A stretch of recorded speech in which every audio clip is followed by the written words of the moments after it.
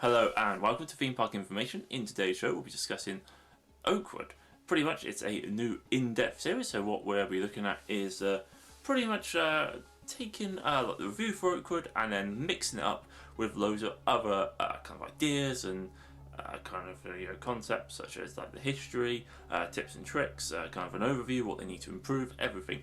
So let's first off start with how many times I've been to Oakwood. The answer is 3. Once in 2003, once in 2004, and once in 2016, so quite recently.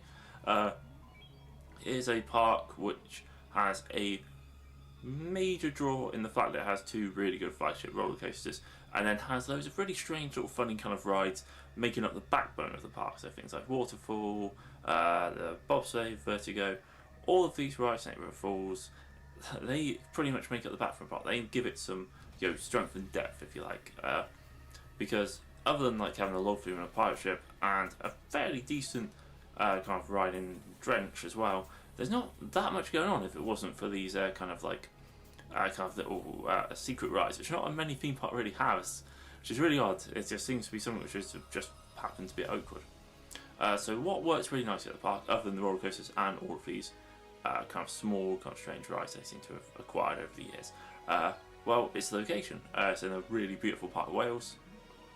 You get the feeling that there's lots of place to expand, and you also get the feeling that it's a really kind of beautiful kind of landscaping and kind of generally a very kind of pretty natural park. That also happens to be one of the major downsides of this park. It's pretty much in the middle of nowhere.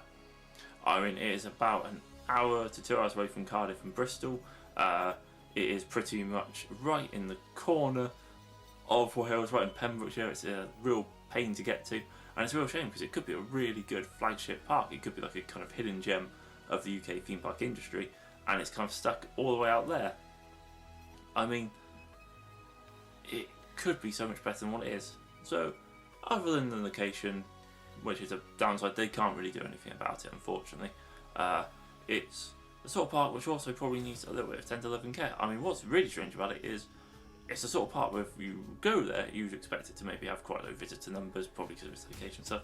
Apparently, visitors have actually been going up in the last few years, especially in 2013. They went up 40% according to certain websites, and it just doesn't seem like that. It seems like a sort of park which, not in disrepair or anything like that, but like a little bit neglected. It could really do with someone going over it and giving it a nice clean bit of health and general improvement. It could do with a couple of new rides, for example. They don't have to be major attractions, just a couple of rides just to, like so they can just keep expanding and such, which is what you'd expect when your visitor numbers are on their way up.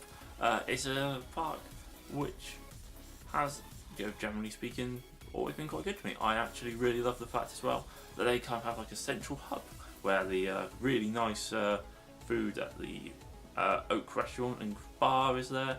They also have like the toilets, the train station. There's a shop where you can also get your stuff, Vertigo and such. It works nicely. I love that part. It also looks over some really beautiful fields just outside and around Vertigo. It's a generally really pretty, picturesque park, and it seems really strange that it's not really nice and expanded a lot more.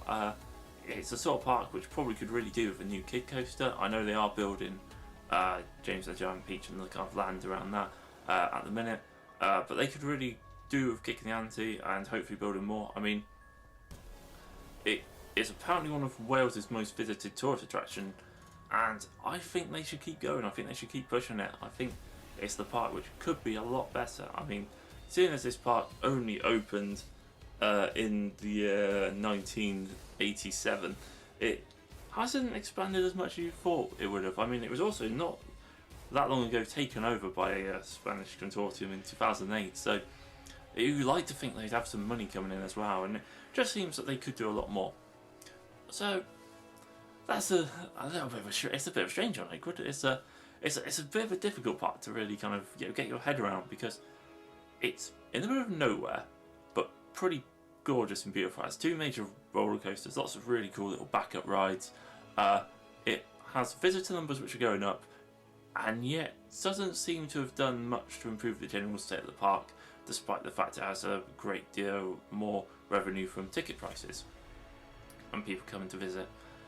It's a sort of park which should be going only one way. It should be literally picking a UK theme park and trying to match what it does. So if you're Oakwood, just pick what Drayton Manor does and try and become Drayton Manor of Wales. If you like, that could be one way of doing it. So my kind of tips, bit of advice for Oakwood, probably book online. The ticket prices for the park aren't actually that much cheaper online, but obviously every penny helps. Be prepared for a long drive getting there as well. It does take a while, even if you live pretty close to it in like Cardiff or such, you'll still be looking at an hour and a half drive. Make sure you eat at the Oak. It's actually got a genuinely nice sit-down restaurant at Oakwood. Don't waste it. Definitely go on Vertigo. It's well worth the extra money you have to pay to go on it. Top stuff. Make sure you go on all the water rides and such, and all possible sides of Snake River Falls. With Megaphobia, make sure you don't leave your seatbelt really loose. Quite strangely, it has a seatbelt in the lap bar, and it is really easy to try and get away with some extra airtime on it and leave it a little bit looser than you'd like. You'll be given a heart attack when you realise you've been sitting on half of it, and actually you're not particularly secure. Make sure you check that. Always a good idea. Make sure you also try out a lot of the other smaller attractions dotted around, like the moon landing. That's a really cool little attraction as well. Overall, Oakwood is a really, really cool park. It's a strange one because Megaphobia, 20 years old, they're the 20th year anniversary this time, and included certain things of like having a little model of it cut into a hedge outside. So Oakwood has loads of little touches like this. There's a little sign, and I love the sign, which has the Oakwood theme park little arrow, like 50 yards, and then has several other major tourist attractions around the world, and a sign of how many miles they are away, which is, I think, a little bit sweet, a little bit tongue-in-cheek, quite funny. I've always found the staff there to be pretty friendly and helpful. It's one of those sort of things where, you could be quite miserable being in a wild theme park, but apparently not. They seem to be pretty gay to people down there. Overall, Wales, it's quite a wet country, so another top tip is I'd make sure you bring plenty of layers with you, which is really strange seeing as it's a park with quite a few water rides. Yep, I don't know either. It's pretty much, to summarise, it's a really, really good park. It's not a particularly old park. It could definitely do with having a bit of a modernisation to it, repaint. It could possibly do with a few like reasonably cheap investments, like something like a Quantum from Thorpe Park would do amazingly there.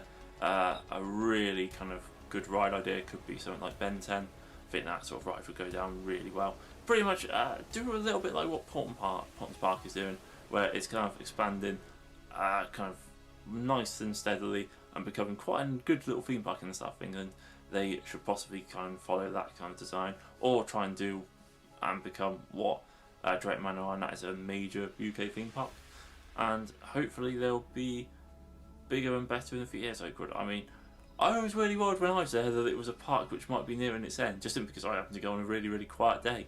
So it's one of those things, it might have just been a poor day today, or a good day for me, but just a quiet day for Oakwood. But hopefully you enjoyed the new in-depth video. It does seem a little bit like a review at the minute, but I mean, I'll probably be working on it and giving people some more insight and ideas, and hopefully come up with more prices. They might be on screen, I'm not sure. Obviously, like, comment and subscribe for more theme park information, and I'll catch you guys later.